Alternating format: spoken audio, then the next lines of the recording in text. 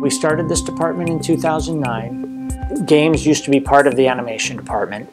It was good. We were still building it at the time, so kind of being right there on the forefront of pushing things in the right direction for this department. I've seen this department grow a lot. Well, when I first came here, we didn't have the scripting. It was all game design or art and level design. Now we started on to the scripting. Like I was a very big advocate on we need more scripting classes. We need to have people in there. And then they're like, scripters are good, now we need programmers. Well, when I started here, there was only the School of Game Design in terms of the games department. So there was an art program for concept and 3D art, and then there was a design program. There was no programming at all. They had a couple of scripting classes. So I was brought in to start the programming department. So now there's a programming department where there wasn't before. 2 years ago, we had no programming classes. So that's a huge way that the department has grown. I've also seen our student body almost double in the last 4 years, I guess, that I've been teaching here. Almost 2017 now, we have grown greatly. I mean, we've been at maybe, I don't know, 50 students when we started. We're up around 750 or plus. And we've added in more. We just keep growing as we go on. We've been adding certain areas that we want to look at for UI, UX, visual effects for games, 3D modeling, concept. But then about a year ago, in 2015, we added programming to the degree. And that has helped greatly add in, we can do more complicated games now. I've seen the projects that the students have been just getting, they're more polished now. And they're changing. And so when I started, there were a lot of platforming games coming out of here. And now I've been seeing a lot more virtual reality and first-person shooters or puzzle games where they are innovating and being more creative. So the whole department has just exploded in number of people that we have, students that we have, instructors that we have. And I watch. One of my great joys of being an instructor is hearing updates from students who get jobs at places and watching them walk down that graduation aisle. So how has this department changed? It's grown significantly. We have great Cintiq labs for the artists. We have access to all of the virtual reality equipment they could get their hands on. We have to get the newest things that are coming out and work with them so that the students are prepared when they go out into the industry.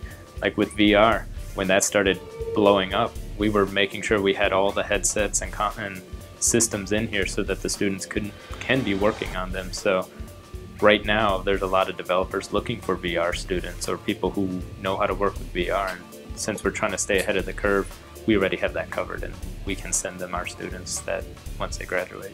VR is such an augmented reality, virtual reality, augmented reality. These are two things that we're starting to play with. We don't know the potential yet. We're starting to see glimpses of what that is. And I think in 5 years, we'll realize what much of the potential of virtual reality and augmented reality really are. Not to mention the collaborative classes we have here.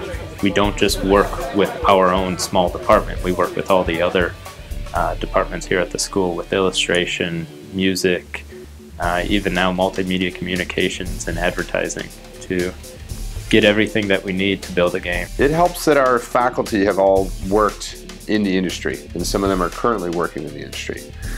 We know how your day-to-day job is going to be. My job in the industry was to interview and hire people exactly like you.